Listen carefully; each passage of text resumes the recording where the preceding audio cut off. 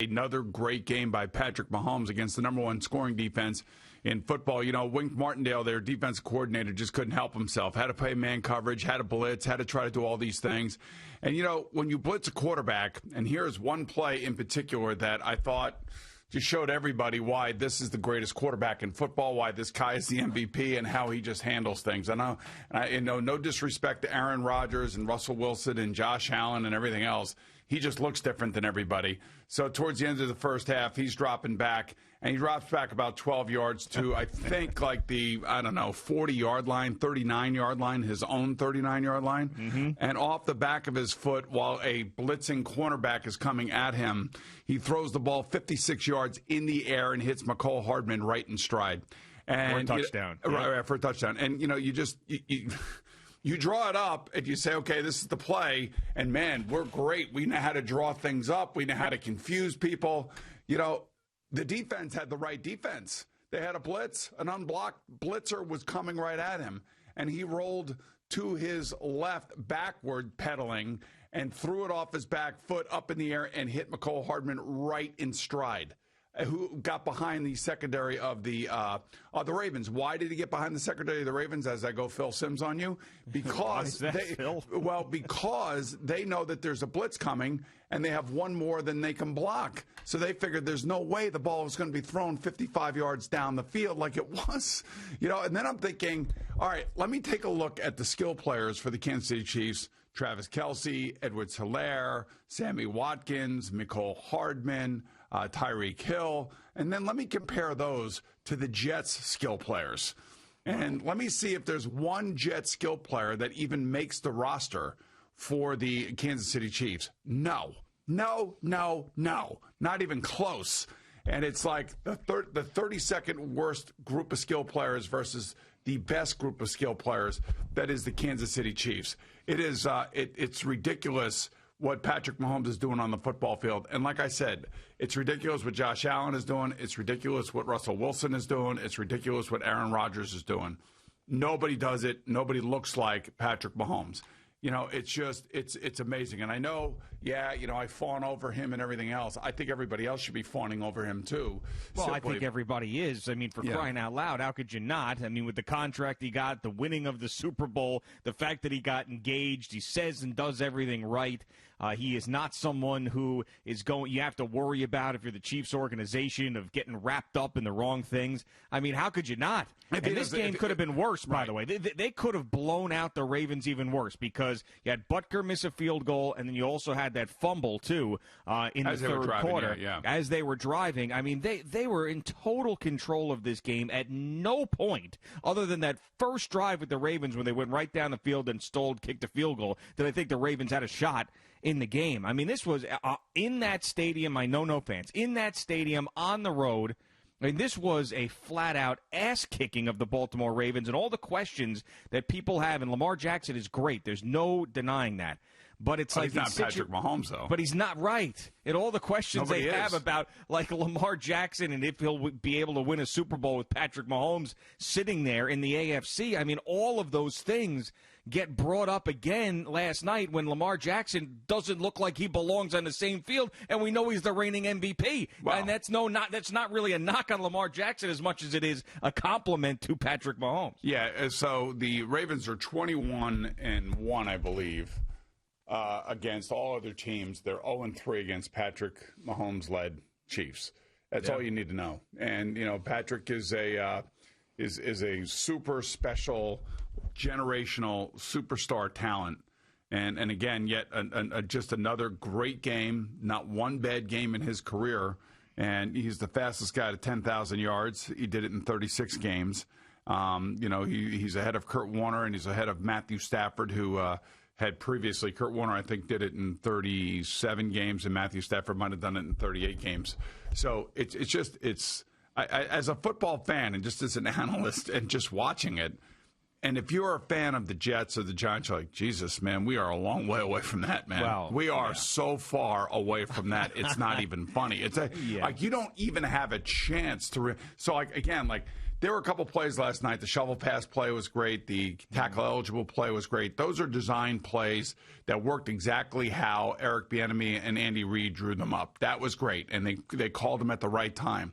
But some of these other plays are just because you have the player of Patrick Mahomes' stature back there doing what he does. And most of the time, he does it without really having to run. He'll throw off his back foot. He's got an uncanny accuracy. And he's about as calm as I've ever seen back there. You know, there are a couple young players now in the league that are showing that same calmness in their rookie year in Justin Herbert and Joe Burrow, but they're not Patrick Mahomes just yet. I mean, no. And certainly they don't have the supporting cast that Patrick has, and they don't have the coach that Patrick has in Andy Reid. So I don't know what to tell you other than you saw on full display last night who I believe is the MVP of the league. And if he didn't get hurt last year, he would have been the MVP too. Sure, right. And then when they started getting healthy and they headed into the postseason and the things broke the way that they did in the playoffs, at that point, everybody knew that they were really dangerous as a Super Bowl contender, and they went and they won the thing. And they're just, I mean, it's incredible to watch. It is. I mean, even the Ravens, who last night were not great offensively, I mean, seeing both of those offenses and those two players is what the NFL is all about these days. I mean, it's incredible. And seeing guys, you know, wide open. It's amazing to me that Chiefs offense can continue to find their best players wide open in certain situations. Like how Travis Kelce still to this day can find himself wide open in the middle of the field. I mean, it's genius play design. And yeah, I mean, it's hard to compare the Jets and the Giants to any of what you saw last night because it looks like they're playing a different sport when you watch them than what you saw on display on Monday Night Football. They just went into Baltimore and just slapped them around. And I didn't think that was going to happen, especially after what happened last week against the Chargers. But, you know, Chargers, played a great game last week, and I think the Chiefs were a little bit stunned by, you know, the way that Justin Herbert played. But I don't know. This was a game where everybody had it circled. This was a game that when the schedules came out before the season started, you know, you're thinking, okay, and John Harbaugh labeled this as their, you know, this is their measuring stick game. If you want, well, go back to the drawing board and litmus test. Right. I'm just trying to think. The Steelers have a great defense. You know, maybe they can do something. I know the Chargers gave the Chiefs a little trouble within their own division. The Raiders are going to get slammed by them. There is no stopping them unless Patrick Mahomes gets hurt. That's the only way I think that he can be stopped. Now, you have New England at Kansas City this coming week. And, you know, I thought that Baltimore should have been able to run the ball, and I thought Lamar was going to play better. He was really inaccurate last night, nervous. He looked a lot like he did against the Tennessee Titans in the divisional round playoff games last year. He got beat up. He was all over the place. He was missing open guys. You know, balls were thrown behind him, so he was nervous. And that nervousness obviously showed itself with a 15 of 28, 97-yard, one touchdown performance. So it was an ass kicking for sure. I just, you know, if New England could run the ball, and they'll play a smarter brand of defense than the Ravens did last night. You know, Wink Martindale just couldn't help himself. He was playing man coverage and blitzing. And I'm like, when are you going to stop doing that? You know, you do have Matthew Judon over there that can actually get to the quarterback by himself.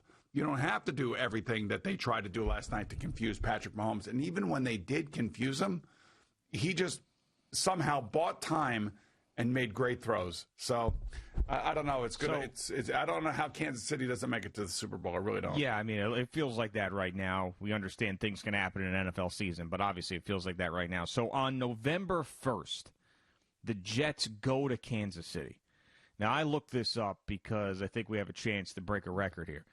The biggest spread in NFL history, point spread, is you have to go all the way back to 1976 when the Steelers were 27-point favorites over the Buccaneers. I think we can get close. I think we can get close with this point spread. I don't know if it'll be 27.5, 28, 4 touchdowns. I don't think that's possible these days. But I think that spread could be over 20 points. I really do. And I don't know when the last time we saw that was in the NFL, but Jets at Chiefs, the way these two teams are going, I mean, they'll probably pull their starters at some point late in that game, so you never really know, and you could get the backdoor cover at some point. But there is a chance that the spread on that game is 3 touchdowns or more, which is just insane. Think about it. I mean, I don't know. Like, there's always good teams and bad teams in the NFL. There's always that. But where the Chiefs are as reigning Super Bowl champions with what this guy is doing at quarterback, and where the Jets are right now as an organization that can't keep up with anybody, you might have the largest disparity in 2 NFL football teams that I have seen in my lifetime. You might have that, because I wasn't around in 1976 when the Steelers were winning Super Bowls and the Tampa Bay Buccaneers didn't win a game. You really might have that come November 1st. Yeah, I guess it could happen. A lot of things can happen until, but between now and then, that's what I'll say. And I also will say, congratulations. I know you're not going to want to talk about it. We're not going to talk about it a lot because we do have baseball. We have a big game tonight. Seriously. There's a lot of pressure on Garrett Cole. Come on.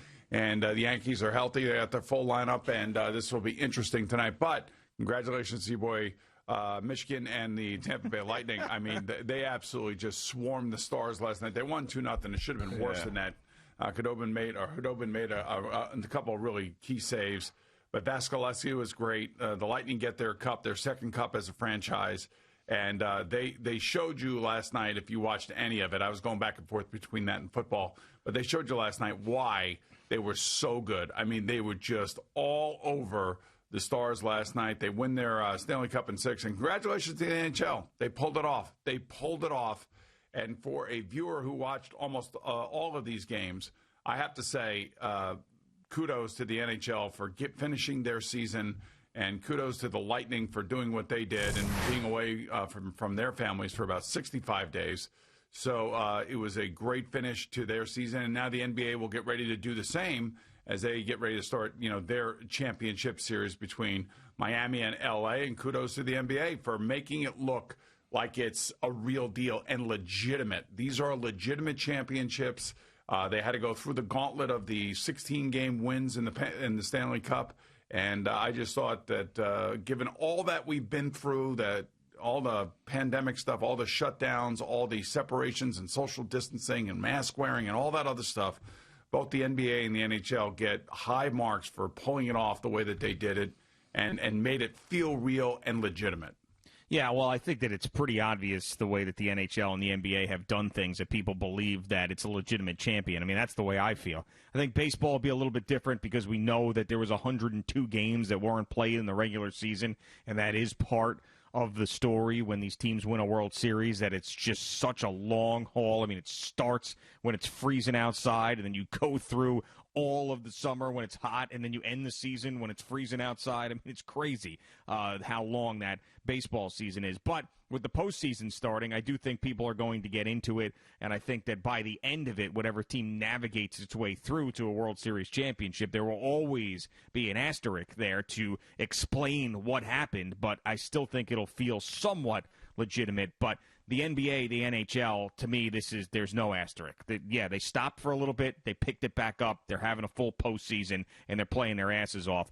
Baseball a little bit different, and so far so good with the NFL, knock on wood, as we continue to roll, as nothing really has changed outside of no fans and a lot of nose swabs. Those are the only things that are different about the NFL right now. Yeah, right. And kudos to the NFL for doing a good job of, keeping these positive tests to a minimum. One player for the Atlanta Falcons was sat down because he tested positive. I'm sure there are other people along the line that have tested positive, but they aren't players, and they continue to roll on. And, we get ready now already for week 4, a quarter of the way into the season. The season's over for the Jets and the Giants, unfortunately. But we have a lot of football left to be played, and a lot of, really, let's face it, a lot of hoops to be jumping through. There's going to be, I'm sure there'll be more outbreaks. I'm sure there'll be pockets of outbreaks all across the country. The teams have got to do their damnedest to try to keep their facilities clean. The players have got to do their best and making sure that they're protecting themselves when they're away from the facilities. And hopefully this will continue. I want to see more of Patrick Mahomes, really. I do. I want to see more of Russell Wilson. I want to see more of Josh Allen. I mean, some of these players are having some of their best seasons, and, they're on a mission so to speak. So I just hope that the NFL can make it all the way through the season. I really do. I mean, last night was just – it was great just watching how easy and the amount of text messages that I was getting last night from people watching this game and watching what Patrick Mahomes was doing was just off the chart. I mean, I must have gotten about 30 texts last night from ex-teammates of mine, buddies of mine, and they're all like, man, is this guy for real? And I'm like, this is like every week it's like this. Yeah, I mean, he is must-watch every single week. I mean, it was unfortunate that last year there was a couple of weeks he wasn't himself. He didn't play. Matt Moore had to play a game, but then he got healthy and he won a Super Bowl, and he's come back fully healthy with a new contract and, you know, pressure on him to perform again after the year that he had last year, and he's been unbelievable. It's every single game he's going to do something special. Whether he had a rough start like he did against the Chargers and they came all the way back and won that game, or last night where they go on the road against a great team and dominate from the start, and he's doing all sorts of magical things like that touchdown pass to Hardman. Doesn't matter. He's must-see TV every single time he's playing. Something special is going to happen, and last night was no different. Thank you for watching. Please like, comment, and subscribe. And don't forget to hit the red bell so you're notified when we have new content.